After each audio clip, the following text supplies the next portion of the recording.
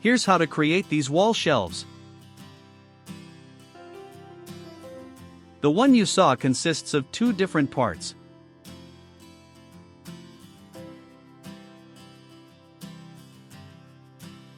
Each part has one bulge and one hole. The green part is the third option to use.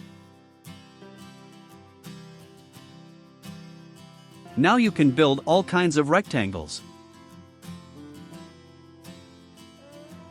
This part also has one hole and one bulge.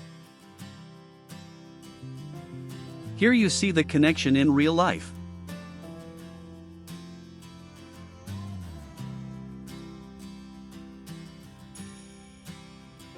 The parts are easy to put and glue together.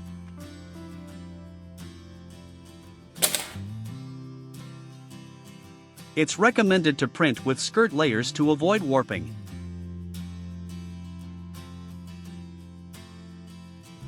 To avoid supports, the hole and bulge both have two 45-degree sides.